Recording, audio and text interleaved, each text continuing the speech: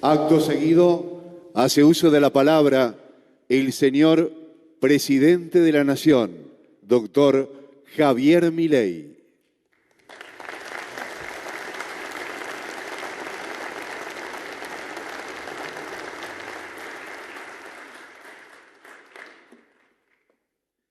Buenas tardes. En primer lugar, deseo darle las gracias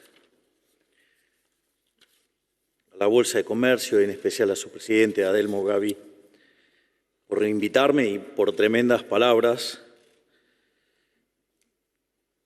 Les aviso que el discurso no va a ser tan divertido como el del otro día. Este va a ser un discurso técnico, digamos, es otra tribuna. También quiero agradecer al querido Claudio Suchovicki, que fue quien hizo las gestiones para que yo pudiera estar aquí. Así que para mí es un placer enorme estar dando esta charla. La charla lleva por nombre Dinero, Precios y Tipo de Cambio, pero también se podría llamar emisión, inflación y devaluación. La charla está separada en dos partes. Hay una introducción teórica que creo que vale la pena hacer a la luz de la paupérrima calidad del debate doméstico, donde me sorprende a diario las carencias y falencias de nuestros profesionales en economía, lo cual hace que uno tenga que estar lidiando en algunos casos con la ignorancia y en otros casos o con egos exagerados que no pueden aceptar que se equivocan. En ese sentido, la introducción teórica va a ser de mucha utilidad para entender lo que viene en la parte 2, qué es lo que estamos haciendo. Es decir, saber por qué estamos haciendo lo que estamos haciendo. En el fondo, lo que va a terminar siendo esto es demostrar que el ministro Luis Caputo es el mejor ministro de Economía de toda la historia argentina.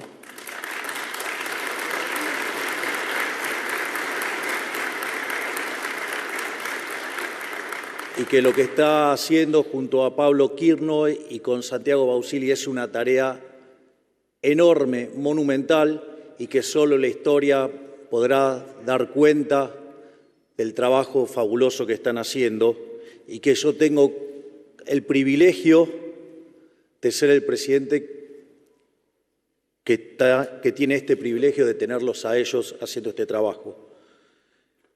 Por ende, hoy me vuelvo a poner el traje de economista también y voy a tratar de dar mi explicación de lo que está pasando y cómo vamos a terminar saliendo.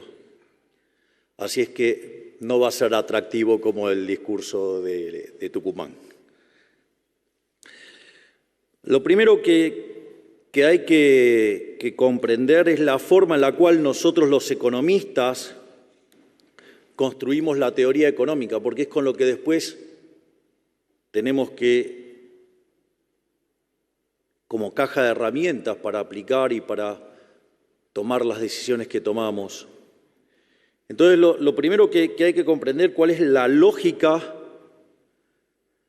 digamos, de lo que se llama equilibrio general. El equilibrio general es el mismo campo de aplicación que la macroeconomía, pero con microfundamentos.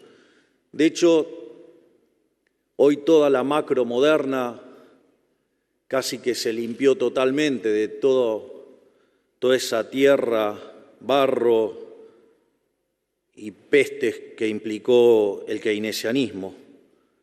Pero bueno, eso pasa en otros lugares, acá no, entonces seguimos discutiendo, no sé, digamos, la cuadratura del círculo, el helado caliente, cosas que, digamos, bastante complicado. Cuando uno se plantea la cuestión del equilibrio general, básicamente uno se hace tres preguntas decir, si el equilibrio existe, si es único y si es estable. Eso, digamos, la construcción de ese equilibrio surge de las funciones de exceso de demanda y buscar si existe el vector de precios que deja todas las funciones de exceso de demanda en cero, es decir, que todos los mercados en equilibrio simultáneamente.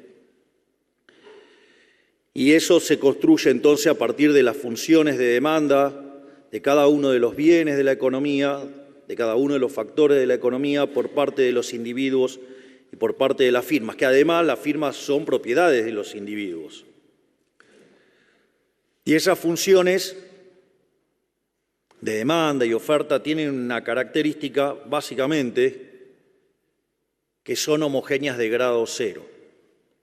Es decir, que sean homogéneas de grado cero quiere decir que depende de los precios relativos.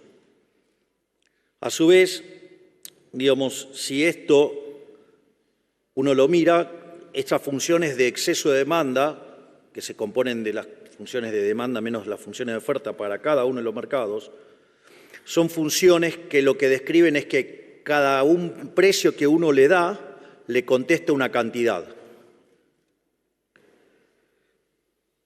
Pero digo, eso no alcanza para, digamos, resolver el problema, porque digamos, yo puedo tirar un vector de precios y me va a devolver un vector de cantidades y puede ser que ese vector de cantidades no sea de equilibrio. Entonces, los economistas creamos una ficción que se llama el subastador walrasiano, que lo que dice es que cuando la demanda supera la oferta, los precios suben y en el caso opuesto los precios bajan. Es decir, que si ustedes se fijan, es una función que cuando ustedes le tiran un precio, digo, ahora les contesta una cantidad, o desde la cantidad le contesta un precio, para decirlo como corresponde. En ese sentido, en equilibrio general, también lo que construimos es una función compuesta entre estas funciones de exceso de demanda y la ley de Walras y el subastador walrasiano, y que si eso aplica en un conjunto que es convexo, cerrado y acotado y las funciones de exceso de demanda son continuas, entonces uno puede aplicar el teorema de punto fijo de Brouwer y entonces el equilibrio existe.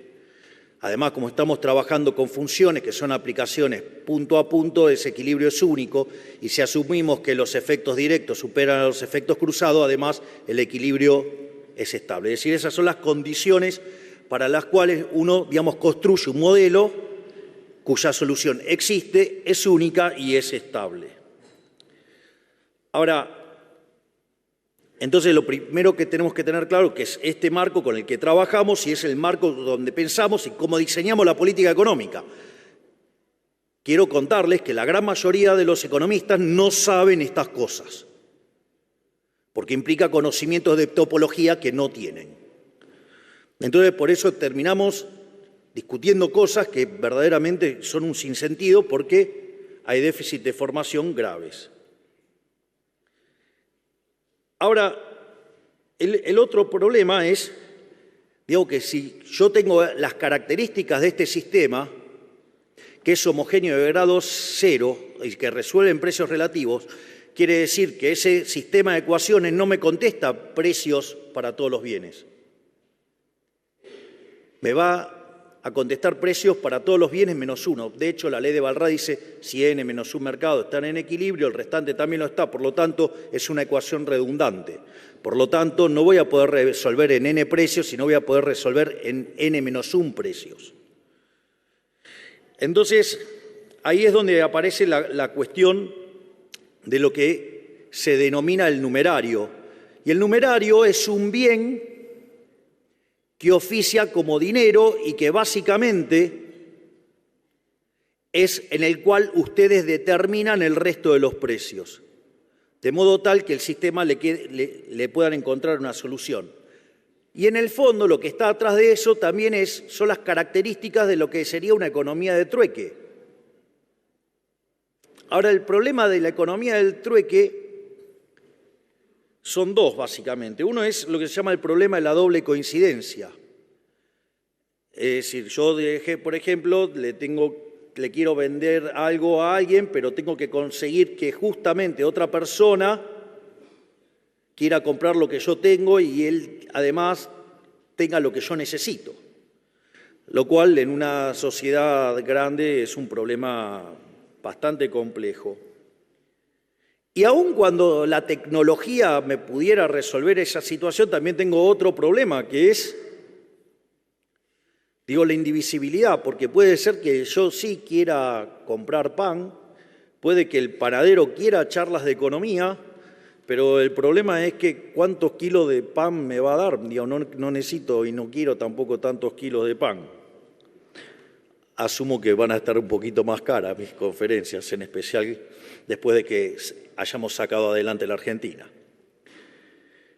En ese sentido, aparte saben que estoy comprometido fuertemente con eso porque renuncié a mi jubilación de privilegio. Así que más vale que haga las cosas bien porque si no después me va a ir mal en el postpresidencia. Dicho esto, entonces los individuos no se pusieron a llorar, los individuos agarran y frente al problema, ¿qué hacen? Y tratan de encontrar una solución. Y esto es lo importante porque esto es lo que empieza a dar muestra de qué es el dinero. Y eso es lo que nos va a permitir entender la lógica de cómo terminar con la inflación, la lógica del programa que estamos haciendo, que es entender cuál es la naturaleza del dinero. En este sentido, el dinero viene a resolver estos dos problemas. En definitiva, el dinero no es ni más ni menos que un bien de intercambio indirecto. Es decir, yo no demando dinero para llevármelos al traje de madera. Yo demando dinero para comprar otros bienes, para facilitar los intercambios. Entonces, cuando el hombre encontró, esto de, ¿cómo podía hacer para arreglar este problema? Una de las cosas que descubrió que había algunos bienes que se intercambiaban mucho más que otros. Entonces lo que hacía era comprar esos bienes que se intercambiaban más, no porque quería ese bien precisamente, sino porque le servía de manera indirecta poder hacerse del resto de los bienes. Entonces así aparecieron las primeras formas de dinero. Entonces, por ejemplo, cuando el hombre era nómade, el primer tipo de dinero que usó, ¿cuál fue? El ganado. Básicamente, ¿por qué? Porque viajaba con el ganado.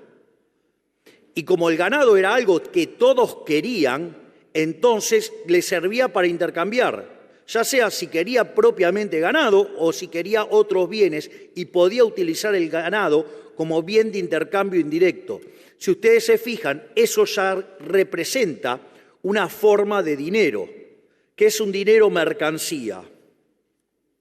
Naturalmente, después el hombre evolucionó, se convirtió en sedentario. Entonces, por ejemplo, algo que consumía mucho era pan. Entonces, naturalmente, la moneda se transformó ¿en cuál? En el trigo. ¿Por qué? Porque, era la forma de hacer intercambios indirectos, era la forma que permitía poder lograr transacciones. O así también fue con la sal, con el lino, con el tabaco. Ahora, si ustedes se fijan, entonces, ahora al hacer eso, ustedes se encuentran con que ya tienen una unidad de cuenta, es decir, van a fijar esos precios en esa unidad, ya sea el ganado, el trigo, la sal, el lino, el tabaco. Es un medio de pago generalizado, porque dadas las costumbres del lugar, lo pueden utilizar, o sea, está generalizado y aceptado, pero tiene un problema, que es que no opera como reserva de valor. Cualquiera de los bienes que acabamos de señalar tiene como característica que se deprecia en el tiempo. O dicho de otra manera, tienen una tasa de interés negativa. Por ejemplo, un bien con tasa de interés negativa es el helado. Ustedes se compran el helado, si no se lo comen, se le derrite. Bueno, estos bienes, con el paso del tiempo se degradaban. A partir de eso es que entonces aparecen las monedas metálicas, donde el oro se usaba para las transacciones grandes, La plata se utilizaba para las transacciones más chicas y el bronce aparece porque había Estado que quería gastar más dinero del que tenían. Ahora, ¿cuál es el problema con este tipo de monedas? Aparece un problema que es el problema de la portabilidad. Por eso a mí siempre, cuando hablo de estos temas, me gusta mucho hablar de la serie El Zorro. Digamos que con todos los años que la llevan pasándola, imagino que el 90% de los que estamos acá ha visto El Zorro. El Zorro verdaderamente es un héroe, es un verdadero héroe. El Zorro es anarcocapitalista. Es un anarquista de mercado y obviamente, es demonizado. Y seguramente que si estuvieran los medios de comunicación ensobrados por el capitán Monasterio, sería un terrible delincuente. Pero el Zorro era fabuloso. ¿Por qué, es fabuloso lo del Zorro? Porque en el Zorro no hay dinero papel. Entonces, cuando venía alguien del puerto y venía a comercializar, evidentemente no solo traía mercancía, sino que también ¿qué traía? Oro. Era como que llevaba una etiqueta en la cabeza que decía, tengo oro. Entonces, ¿qué pasa? Eran como penal sin arquero. Digo, ¿por qué? Porque, para los delincuentes eso era fácil, sabían que ahí había oro. Entonces, es interesante porque el Zorro que hacía combatía a esos delincuentes. ¿Y por qué también es interesante que combatía a esos delincuentes? Porque si los delincuentes hubieran sido exitosos, el comercio de la ciudad hubiera caído. Y si hubiera caído el comercio, la calidad de vida les hubiera empeorado fenomenalmente. Con lo cual el Zorro defendía no solo la propiedad privada, sino que además defendía el bienestar de los que vivían en la ciudad porque básicamente los cuidaba. Es más, no solo eso, sino que además se peleaba con el capitán Monasterios y los demás, con lo cual, que además, ¿qué hacían? Le cobraban impuestos. Sí, un héroe total. Es decir, personaje fabuloso. Ahora, para evitar este problema, digo que este no es un problema nuevo y que pasaba antes de que se creara el dinero papel, entonces dijeron, bueno, vamos a arreglar esto. ¿Y qué hicieron? Había instituciones donde ustedes depositaban el oro o la plata y a cambio le daban un papel. Y entonces ustedes intercambiaban esos papeles y así hacían transacciones.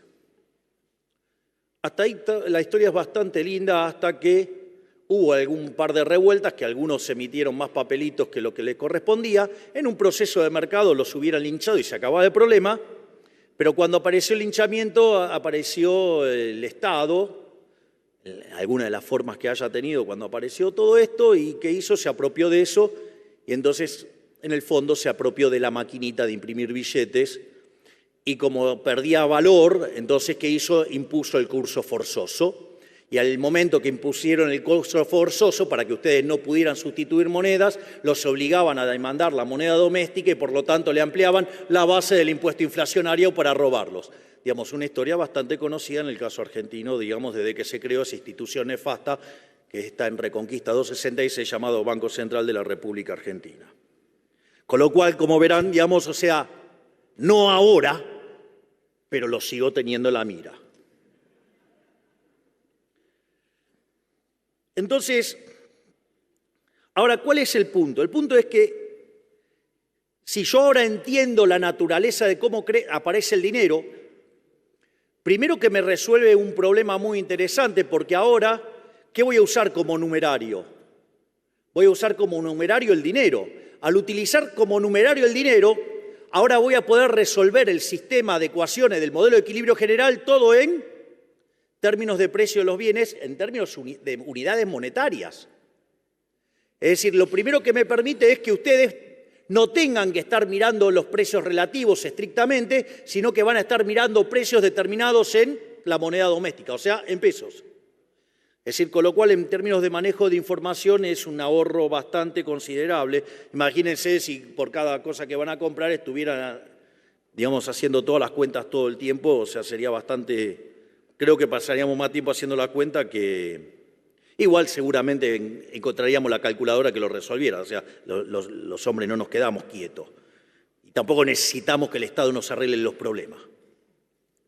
Dicho esto, entonces, puesto así y sabiendo que el dinero es un bien de intercambio indirecto, eso quiere decir que la demanda de dinero es una demanda derivada. Es decir, es una demanda espejo de lo que pasa en el lado real del sistema, con la demanda de bienes. Por lo tanto, si es una demanda espejo, si es una demanda derivada, que solamente existe a los fines de instrumentar mis planes de consumo presente y futuro, es decir, mi sendero intertemporal de consumo, por lo tanto, la demanda de dinero en el fondo va a depender del sendero de consumo. Y el sendero de consumo, en términos intertemporales, depende de lo que Robert Lucas Jr., que en paz descanse, decía, los parámetros profundos. Es decir, depende de las preferencias, depende de la tecnología y depende de las dotaciones. Que salvo que sean omniscientes, omnipresentes y omnipotentes, no lo saben y para nosotros está dado. Por lo tanto, en condiciones normales, si no estuviera el Banco Central imprimiendo billetitos, haciéndose una fiesta y arruinándole la vida a la gente, la demanda de dinero concretamente tendría que ser una función absolutamente granítica, porque depende de parámetros profundos de los cuales, o sea, están dados para cada uno de nosotros. Por lo tanto, no tendría ni por qué existir, digamos, el Banco Central, porque en el fondo, eso depende de nuestras preferencias. De hecho, el dinero es un invento privado, ni siquiera es un invento que inventó el Estado. Es decir, el Estado se lo apropió, que es otra cosa. Entonces, en ese contexto, si la demanda real de dinero está dada, el equilibrio monetario significa que los saldos reales tienen que equilibrarse con la demanda real de dinero.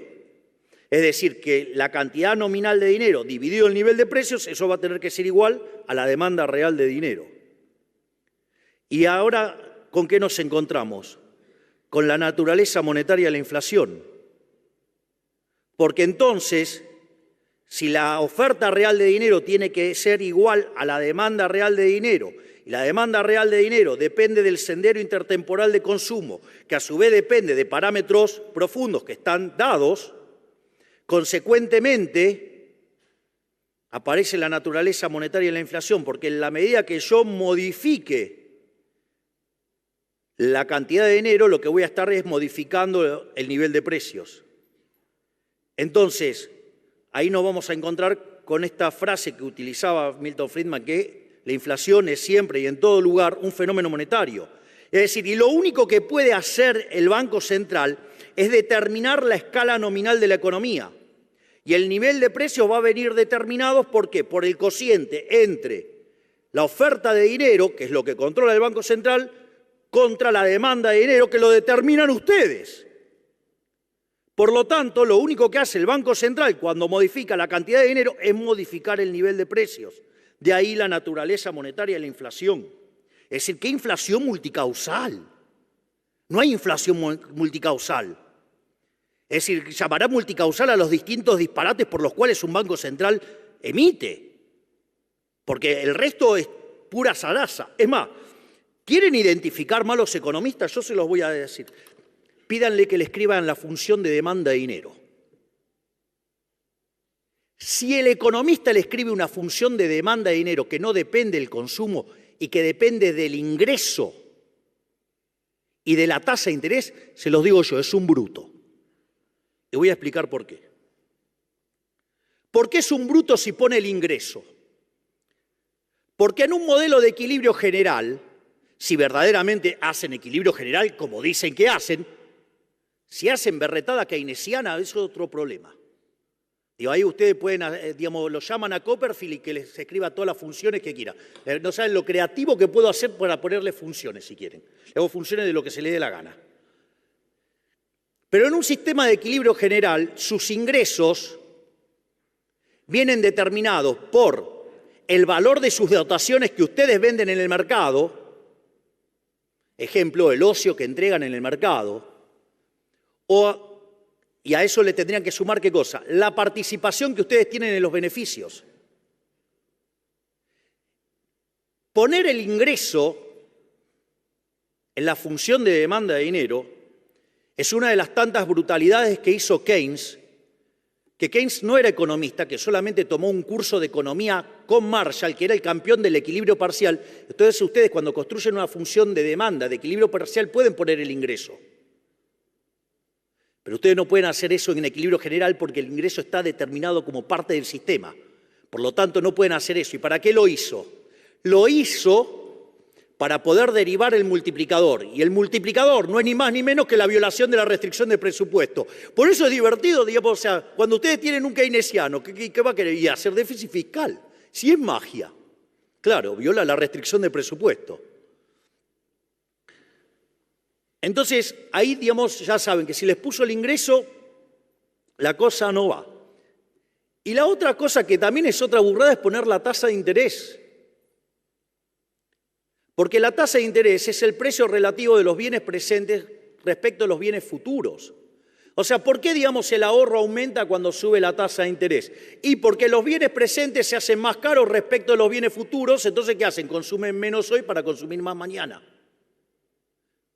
Pero eso es un mecanismo indirecto. ¿Y por qué, digamos, aumenta la inversión cuando cae la tasa de interés? Porque los bienes futuros son más caros que los bienes presentes. Entonces ustedes tienen incentivo de pasar la producción del presente al futuro. Y ahí determinan entre ahorro e inversión, digamos, la tasa de interés vixeliana, la tasa de interés natural. Pero en realidad son los precios relativos de los bienes presentes respecto a los futuros. Además, digamos, va a estar en equilibrio intertemporalmente la economía cuando ese precio relativo en cada uno de los bienes presentes respecto al futuro sean todos iguales. Y ahí ustedes van a conseguir el equilibrio. Si no, van a poder hacer arbitrajes, tantos presentes como intertemporales. Por lo tanto, digamos, o sea, cuando vean, digamos, economistas poniendo esas funciones, o sea, pregúntele si verdaderamente están haciendo equilibrio general, porque si le dice que sí, están mintiendo. O sea, y eso, digamos, está mal en muchos libros de texto también. Entonces, cuando ustedes toman las funciones de equilibrio general, solamente dependen de los precios. ¿Por qué? Porque contempla los precios presentes y los precios futuros. Dicho esto, digo, no estoy aspirando a ser Roberto Carlos entre mis pares, pero bueno, tengo más de 15 millones de argentinos que me acompañaron. Dicho esto,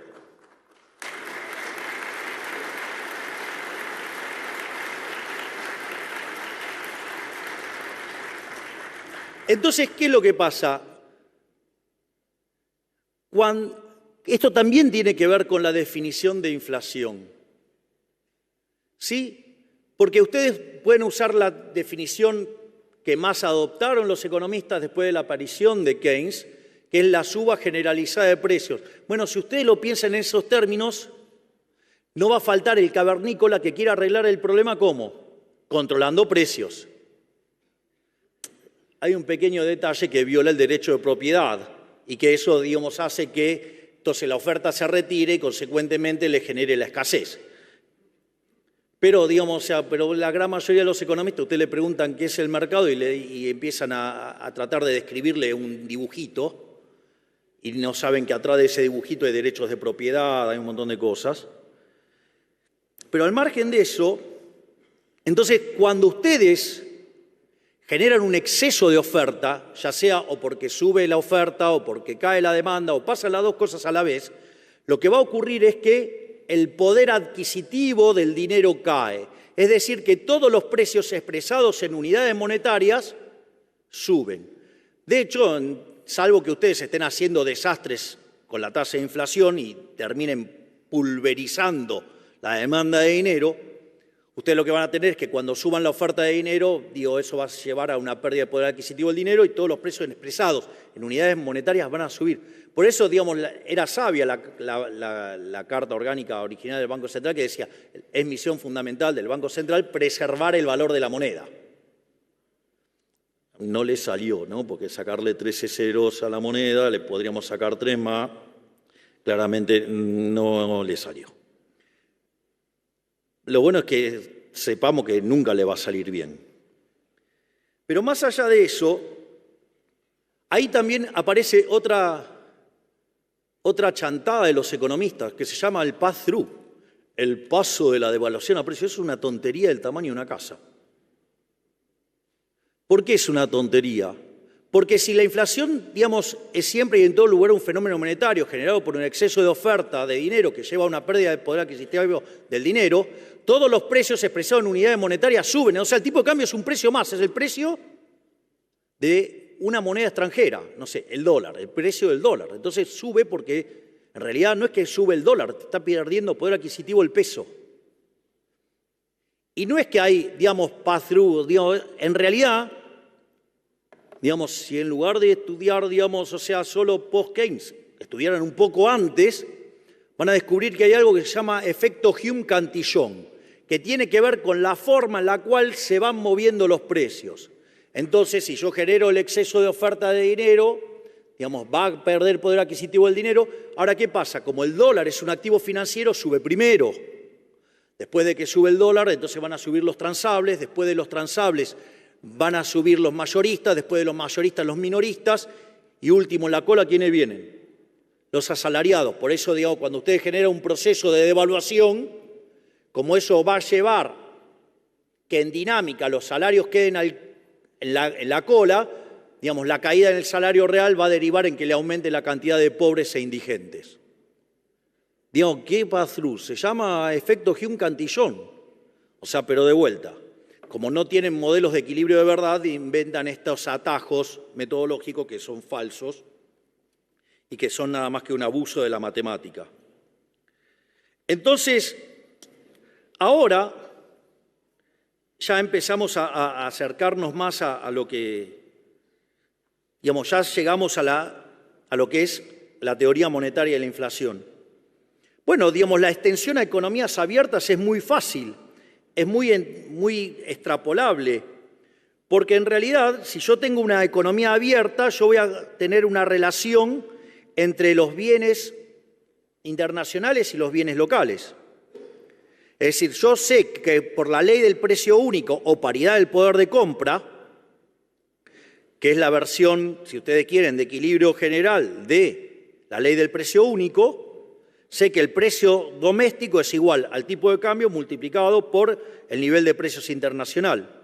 Y es más, si soy una economía pequeña, encima de los precios internacionales están dados. Quiere decir que entonces el tipo de cambio va a venir determinado por el cociente de los precios locales dividido los precios internacionales. Y si yo sé que los bienes domésticos, el precio viene determinado por la oferta de dinero dividido la demanda real de dinero, lo mismo aplica también para el resto del mundo. Consecuentemente, nos encontramos con algo que se llaman las condiciones monetarias relativas. Y es que el tipo de cambio viene determinado por la oferta de dinero doméstica respecto de la oferta de dinero internacional y la demanda de dinero internacional respecto de la demanda de dinero local. En este sentido, si la demanda de dinero y la oferta de dinero en el mundo estuvieran dadas, cuando yo emito, dada la cantidad de demanda de dinero, no solo me va a subir el nivel de precios, sino que también me va a subir el tipo de cambio. Es decir, con lo cual les paso un dato, si yo dejo de emitir, no hay motivo para que suba el tipo de cambio. De ahí viene emisión cero. Es decir, estamos terminando con el problema de la inflación y obviamente del tipo de cambio. Es decir, nada más, lo único que tenían que hacer es ir a buscar en un libro de texto qué son las condiciones monetarias relativas y cómo, digamos, eso se interactúa y cómo mapea con el modelo de la paridad del poder de compra. Pero parece que tenemos economistas que no saben ni siquiera multiplicar y dividir.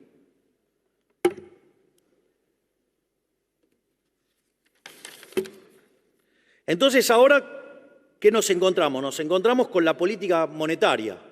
Entonces, ustedes pueden seguir distintos modelos o distintas formas de política monetaria. Pueden utilizar una política monetaria exógena, digo, donde controlan la cantidad de dinero. Entonces, cuando ustedes determinan la cantidad de dinero, ¿qué van a estar determinando? Van a estar determinando la tasa de inflación. Van a determinar en rigor el nivel de precios y, por ende, la tasa a la cual varía la cantidad de dinero va a determinar la tasa de inflación. Ahora, ustedes podrían utilizar otros mecanismos. O sea, por ejemplo, se podría utilizar el tipo de cambio. Es decir, ahora, cuando ustedes fijan el tipo de cambio, la cantidad de dinero queda determinada de manera endógena. Fíjense que en la expresión que señalé antes, ¿sí?, el tipo de cambio surgía del cociente de los precios locales, en términos de los precios internacionales. Ahora, si yo fijé el tipo de cambio y los precios internacionales están dados, entonces lo que se me tiene que acomodar, ¿qué es? El nivel de precios. Y el nivel de precios viene determinado por el cociente entre la oferta de dinero y la demanda de dinero. Y dijimos que la demanda de dinero estaba dada, porque de hecho ustedes demandan dinero en función de su patrón de consumo, que depende de los parámetros profundos de la economía. Por lo tanto, la oferta de dinero, ¿qué va a pasar? ¿Se va a ajustar a qué? Se va a ajustar a la demanda de dinero tal que se genere ese nivel de precios que es consistente con la PPP. Y así es como funciona, por eso el dinero es endógeno. Ustedes lo que van a tener es que, según cómo se vaya moviendo la demanda de dinero, digamos, el Banco Central, por ejemplo, en la convertibilidad, cuando aumentaba la demanda de dinero, lo que hacía era, digamos, ¿qué hacían? Agarraban los dólares y se los vendían al Banco Central. Y ahí emitía el Banco Central. Entonces se expandía la cantidad de dinero. Y cuando ustedes no querían dinero, digamos, iban y le vendían los pesos al Banco Central, se llevaban los dólares y caía la cantidad de dinero. ¿Es la única forma de hacer la política monetaria endógena? No. Podrían agarrar y pensar en términos de controles de precios y fijar los precios. Ahora, si ustedes van a fijar los precios y el precio internacional está dado, el tipo de cambio ya les quedó determinado. No se empeñen en querer fijar el tipo de cambio y fijar los precios porque, salvo que, de vuelta, sean tan fatalmente arrogantes que creen que pueden determinar todos los precios de la economía, para lo cual habría que ser omniscientes, omnipresentes y omnipotentes, o sea, deberían ser el creador. Hay algunos economistas que tienen un ego que creen que pueden, pero les diría que no pueden. Digamos, Hayek les demostraría claramente que eso no se puede hacer. Ahora, la otra es fijar la política monetaria mirando los salarios. Y si ustedes miran los salarios, ustedes podrían ahí construir un bicho monstruoso donde los precios son un markup sobre los costos, siendo el costo el salario, y ahí hasta más pueden derivar el modelo de puja distributiva. Ahora, lo otro que hay que decir es que el modelo de puja distributiva es, digamos, si todo lo que dije antes los economistas es de brutos, bueno, esto es muchísimo más bruto. Es decir, hablar de la puja distributiva es casi como la exaltación suprema de ser un bruto. Porque decir que el precio es un markup sobre los costos implica que no se enteraron que apareció un hombre en 1871 llamado Menger y creó la teoría subjetiva del valor. Es decir, ustedes estarían ahí determinando los precios por los costos. Es decir, al menos Guillermo Moreno cuando lo dice, por lo menos lo dice en la cara. No tiene pretensión de mostrarse como un iluminado. Lo complicado es gente que se puede hacer, digamos, o sea, denominar razonable como economista en términos de teoría de valor y después utiliza, digamos, los costos para determinar los precios. Eso es bastante más complicado. Dicho todo esto, entonces ahora estamos en condiciones de ver qué fue lo que pasó en Argentina. Digamos, y por qué, digamos, mi respeto y admiración por Toto Caputo y todo su equipo, obviamente.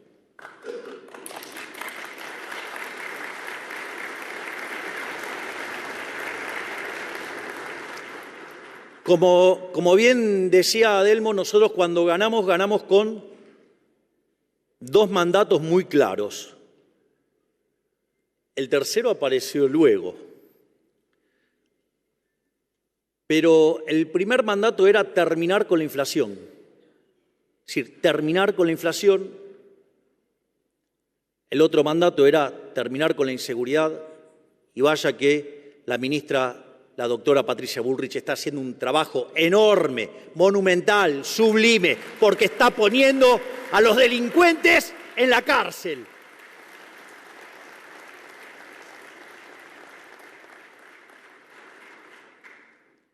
Y obviamente también un derivado, digamos, del ajuste que hicimos es que a la pobre ministra de Capital Humano le pegan por todo lado. ¿Por qué? Porque está descubriendo choreo por todo lado y entonces como está denunciando a todos los chorros, le pegan por todos lados. Pero, digamos, también estamos yendo por la corrupción.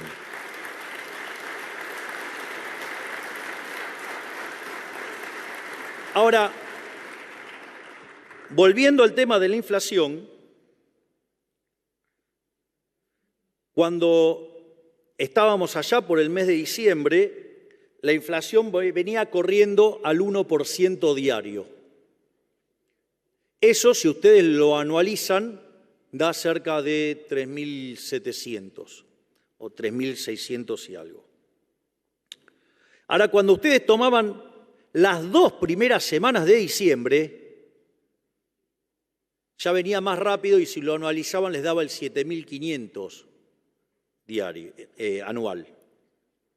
Entonces ustedes pueden decir, no, bueno, pero esto es una exageración. De hecho, yo recuerdo que cuando llegamos al poder, una de las cosas que hice en el discurso fue decirle la verdad a la gente. Bueno, de hecho es la primera vez en la historia, digamos, no solo que gana un liberal libertario, que obviamente, digamos, ¿qué pretendían? ¿Que un liberal libertario gane en condiciones normales de presión y temperatura? Era obvio que tenía que ser un caos, porque si no hubieran seguido ganando los populistas. Eso, digamos, eso hay que internalizarlo.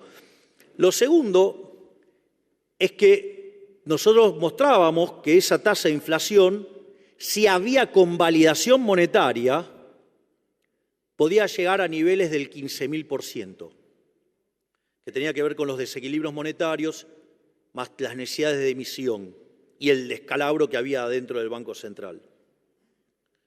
En ese sentido, fue muy interesante porque, y esto, digamos, o sea, por eso, digamos, ahí muestra la deshonestidad intelectual de los economistas, porque como le pifiaron recurrentemente, entonces tratan de mostrar la historia que menos les duele en términos de pifiada, porque cuando ustedes toman la inflación mayorista del mes de diciembre fue 54%. Si eso nosotros hubiéramos convalidado monetariamente, es decir, no hubiéramos hecho el ajuste fiscal, y ahora voy a explicar cada una de las cosas que hicimos, ¿qué es lo que hubiera ocurrido? Hubiera habido convalidación monetaria y la inflación efectivamente hubiera sido del 17.000%. Y con el último dato de inflación mayorista, que estuvo en 3,5, eso es una inflación del 50%. Es decir, el gigante que está aquí delante llevó la tasa de inflación del 17.000 al 50%. Miren si no es un gigante.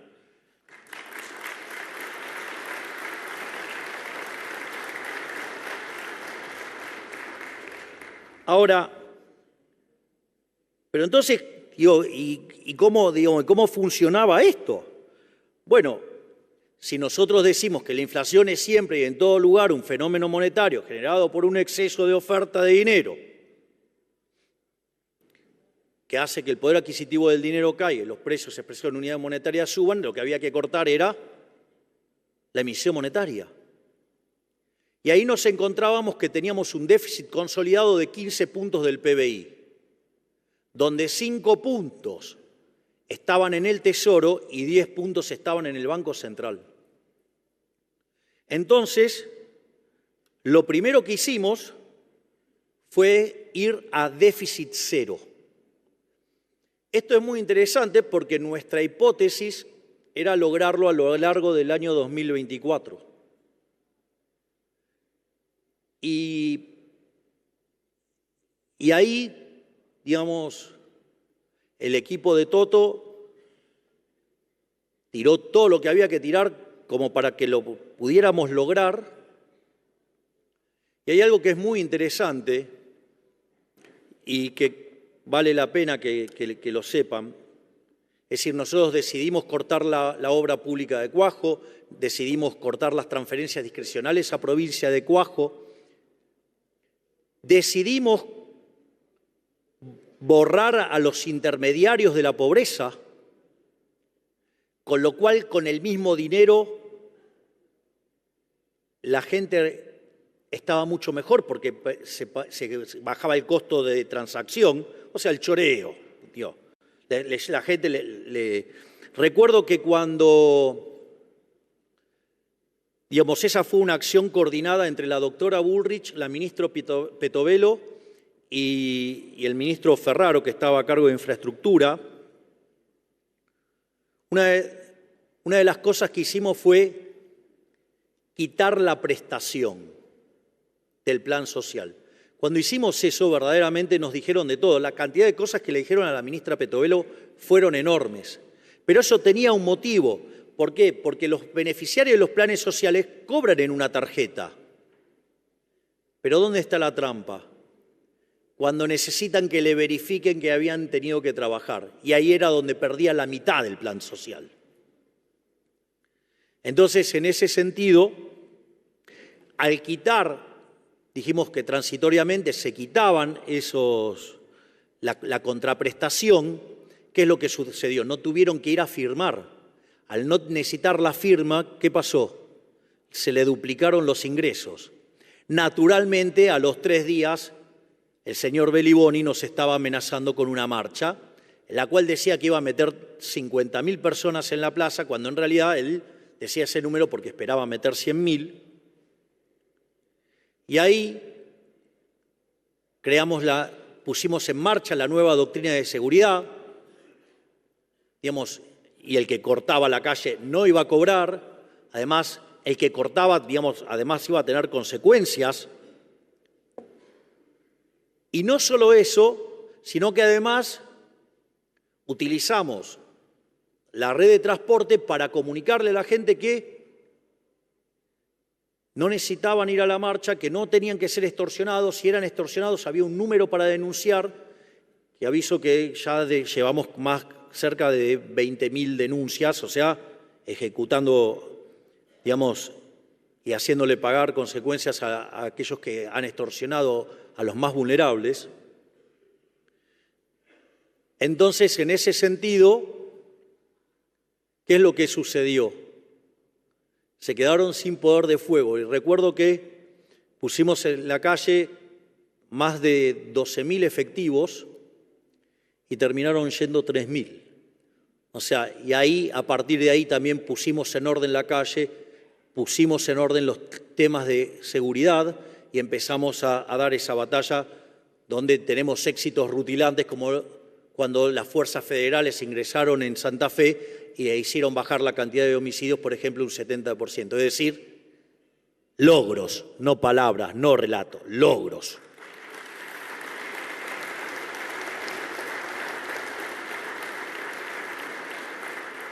Y ni que hablar todos estos estafadores que están ahora paseando por la justicia y que van a pagar las consecuencias de haberle robado el pan a los más vulnerables.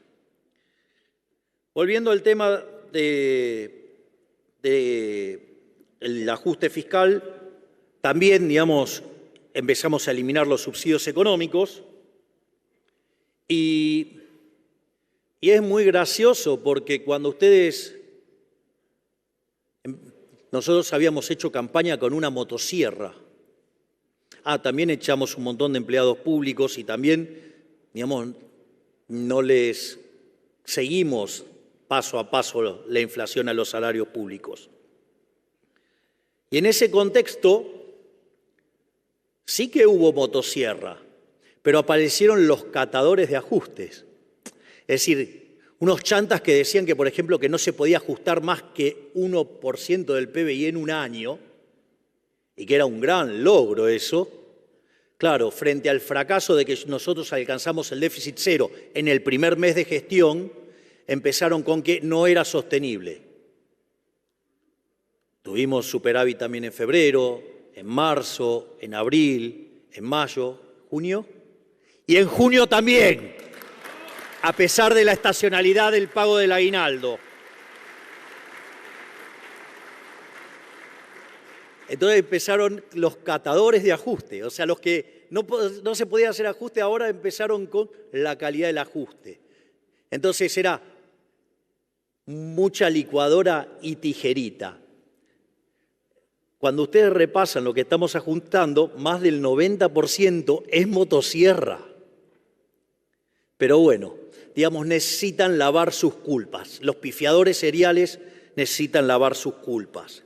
Si no, vayan, agarren los reportes que hacían en diciembre. Miren cómo le pifiaron todos. Ni les digo cuando decían que teníamos que poner el tipo de cambio en 600. Y si nos salía bien, el sendero de inflación que estimaban era más alto que el que tuvimos. Y después no vienen a correr con el tipo de cambio real. Tienen un problema con el modelo. O sea, tienen un problema del modelo. Tienen mucha zaraza y poca matemática, por decirlo de alguna manera. Dicho esto, ahora, ¿alcanzaba con eso? No, no alcanzaba con eso. Había que ir, porque eso solamente nos arreglaba 1/3 del problema. Los 2/3 restantes estaban en el balance del Banco Central. Y era fundamental terminar con el déficit cuasi fiscal. No solo porque eran 10 puntos del PBI, sino que teníamos un problema que era la emisión endógena. Y ahí también aparecieron otros problemas. Porque claro, muchos están acostumbrados a mirar cómo se hace la política económica afuera y de repente, no, y eso también, digamos, podríamos ir y levantar todos los informes de todos los que decían que había que poner la tasa de interés real en un terreno positivo. Ahora, si ustedes ponían la tasa de interés real en un terreno positivo, hoy estaríamos hablando que tenemos 10 veces los pasivos monetarios respecto a la base y estaríamos hablando del carry trade de cuando está ya la hiper. Es decir, con las visiones de esos genios. En lugar de hacer eso, pensamos más en términos de mercado y no en términos siomes de qué es la tasa de interés como problema monetario. Miren, digamos, la tasa de interés no es una cuestión monetaria. La tasa de interés existe porque existe el tiempo, tiene que ver con la sustitución intertemporal. Entonces lo que había que hacer era arbitrar contra la moneda que el argentino, digamos, sale del peso, que era en dólares. Cuando ustedes hacen ese arbitraje, sí, claro, en términos reales la tasa daba negativa y al ser negativa nos permitió ir bajando ¿qué? Nos permitió ir bajando el peso de los pasivos remunerados, nos permitió ir bajando el déficit cuasi fiscal. Y al mismo tiempo, digo, porque sigue habiendo chantas que dicen, no, Argentina es insolvente. Miren, ustedes para determinar si un país es solvente o no, tienen que mirar si la relación deuda-producto es no creciente. Eso, digamos, se resuelve matemáticamente con una fórmula que se llama progresión geométrica convergente. Ahora, si ustedes tienen déficit cero, la deuda no crece, por ende, ustedes están en un sendero no creciente. Consecuentemente, el déficit cero es la manera más brutal de todas de asegurar la condición de solvencia intertemporal. Por eso es que el riesgo país pasó del 2.900 y llegó a tocar en algún momento 1.100 y algo, hasta que el Congreso empezó a hacer de las suyas con los degenerados fiscales, queriendo gastar como locos, y bueno, el mercado nos pasó la factura. Y como, digamos, todavía tenemos control de capitales, si ustedes compran dólares de manera indirecta, no de manera directa, al pegarle por la vía de la solvencia al precio de los bonos, está subiendo el dólar. Y sí, claro, mientras que los degenerados fiscales quieran hacer de las de ellos, y sí, lo van a ver en el precio de los bonos y obviamente lo van a ver en el dólar. Ahora, yo les voy a decir algo. Si los degenerados fiscales quieren pasar leyes que vayan contra el equilibrio presupuestario, ¿saben qué? Las voy a vetar todas. No voy a entregar el resultado fiscal.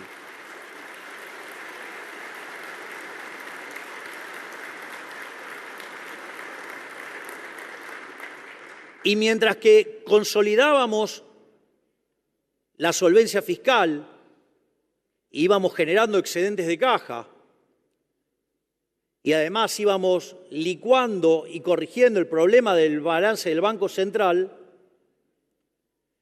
y con la tasa de inflación cayendo, se empezó a recrear una curva de pesos.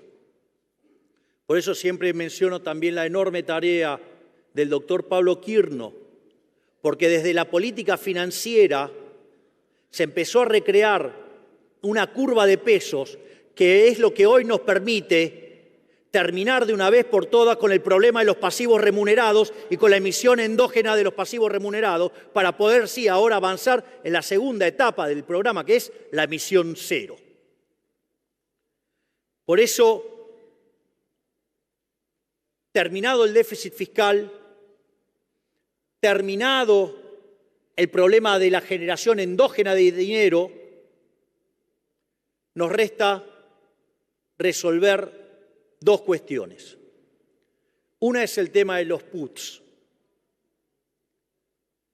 Este tema, que parecía una abstracción, hace unos días ustedes vieron lo que podía causar.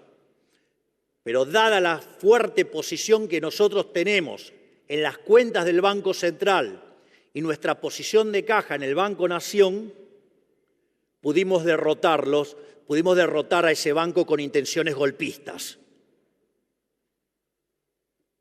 Dicho esto, estamos avanzando en un acuerdo para terminar con el problema de los puts. Entonces la pregunta es, ¿cuándo salimos del cepo?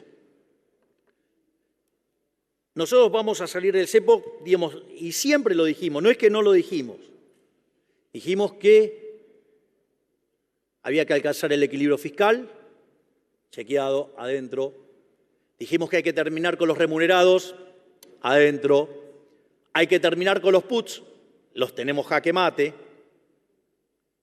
Y lo otro que necesitamos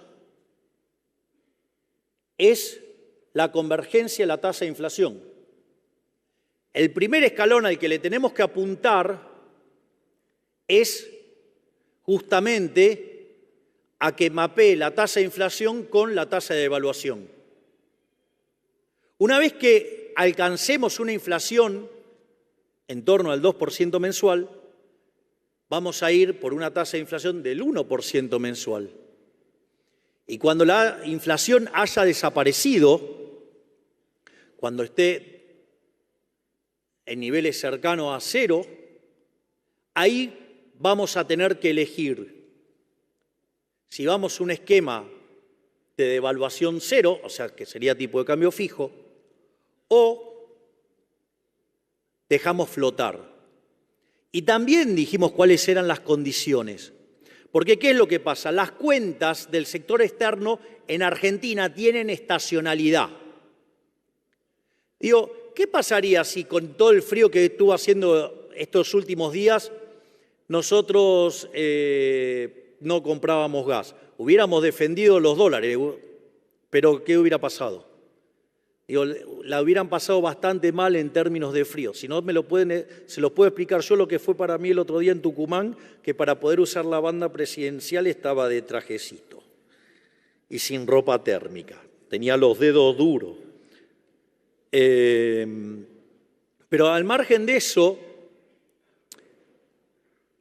las cuentas del sector externo, como uno tiene un sistema de crawling peg, digamos, en el fondo es como fijo de asaltos, implica que toda la variación viene por el lado de las cantidades, y como en invierno tenemos que importar energía, entonces tenemos margen para perder más de 3.000 millones de dólares para que diga, bueno, vamos a ver qué pasa. O sea, con lo cual, digo, si se empiezan a alterar porque perdemos dólares, es normal. Y le voy a decir algo, si hace más frío se pierden más dólares y si hace menos frío se pierden menos. Porque tiene que ver con eso. Ahora, ¿qué es lo que pasa? En esa dinámica nosotros vamos a estar contrayendo la cantidad de dinero. Y el riesgo que tenemos es que la cantidad de dinero, por ejemplo, la base monetaria, sea muy baja. Y no sea cosa que por apretar tanto la cantidad de dinero terminemos ahogando la economía por acelerar la tasa de desinflación. Porque dicho sea de paso, además la economía empieza a mostrar signos de recuperación. Y además, ¿cómo va a venir la recuperación? Bueno, mire, primero ustedes lo están viendo, digamos, en los salarios reales del sector privado, claramente hace más de 2 meses que los salarios reales vienen subiendo y tampoco perdieron tanto como dicen. No solo eso, con el esquema de ajuste de las jubilaciones, en la medida que baja la tasa de inflación, las jubilaciones también le ganan. Por lo tanto, de corto plazo vamos a tener una recuperación de la demanda y vamos a empezar a salir. Además, ya habremos limpiado el problema de los stocks, porque cuando todos se venían a ver el desastre, ¿qué es lo que pasa? Se sobreestoquearon. Y entonces la consecuencia ¿cuál es? Y que por un tiempo, digamos, la producción también cayó hasta que limpiaron los stocks. Ahora hay que recomponerlos, con lo cual ahí va a ir a empujar para adelante. Otra cosa que también va a empujar para adelante es el hecho de que Argentina es una economía que ha destruido su capital. Consecuentemente, el valor del producto marginal del capital es alto, es decir, los retornos reales de los proyectos son altos, por lo tanto, hay incentivos a invertir, aún con la vieja estructura jurídica. Como si fuera poco todo esto, el haber ahorrado 15 puntos del PBI, ese dinero ahora vuelve al sector privado, mientras que en diciembre del año pasado nosotros discutíamos si íbamos o no a una hiperinflación, hoy discutimos sobre créditos hipotecarios a 30 años.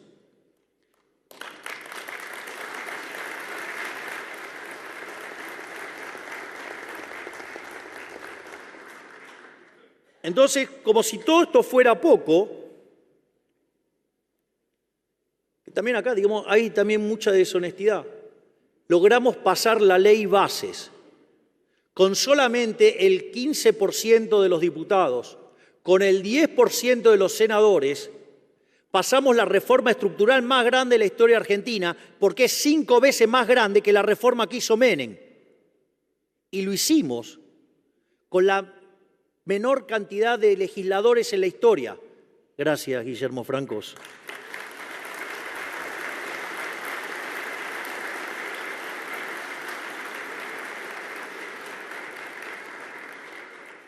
Pero todo no quedó ahí, porque además está todavía vigente el DNU. Por lo tanto, la reforma es 8 veces más grande que la que hizo Menem, que fue la reforma más grande de la historia argentina. Entonces, cuando dicen, no tiene plan, ¿no tenés plan?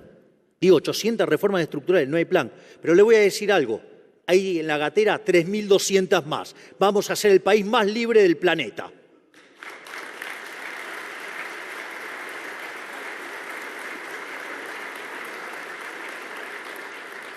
De hecho, con la reforma que hemos enviado, vamos a saltar 90 puestos en términos de libertad económica. Por lo tanto, digamos, vamos a empezar a parecernos a países como Alemania,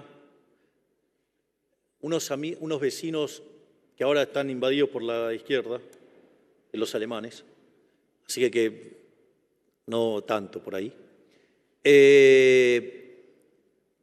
Y en ese sentido, eso nos pone en un sendero de muchísimo crecimiento económico, pero de vuelta, nuestro objetivo es ser el país más libre del planeta Tierra. Y conforme, además, cuando terminemos el proceso de estabilización y abramos el cepo, eso además también va a repotenciar aún más el crecimiento económico porque va a permitir que venga inversión directa extranjera. Y toda esa situación en la cual se va a generar crecimiento económico ahí hay que tomar decisiones. ¿Por qué? Porque cuando la economía empieza a crecer en serio, ya sea porque tiene bajo el stock de capital per cápita, ya sea porque tiene bajo los salarios, porque, digamos, lo que ustedes quieran, porque además estamos aportando 15 puntos de ahorro adicionales para fogonear el crecimiento, pero además tenemos las reformas estructurales y todo esto va a empezar a generar un crecimiento económico de largo plazo más grande. Es decir, vamos a entrar en un sendero de crecimiento más alto. ¿Y cuál es el punto central? Eso también va a generar que recursos fiscales. Yo me comprometo acá ante ustedes que esos recursos no van a ser para aumentar el gasto público. Esos recursos adicionales que genere el crecimiento se van a utilizar para bajar impuestos, para devolverle la libertad a los argentinos y para volver a crecer en serio.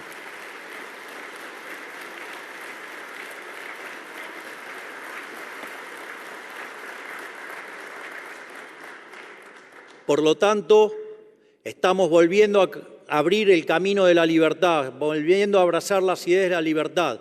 Y si nos mantenemos en este camino y entendemos que esta vez el esfuerzo sí va a valer la pena, en 30 o 40 años vamos a ser nuevamente una de las máximas potencias mundiales, todo abrazado a las ideas de la libertad. Así es que muchísimas gracias y ¡viva la libertad, carajo!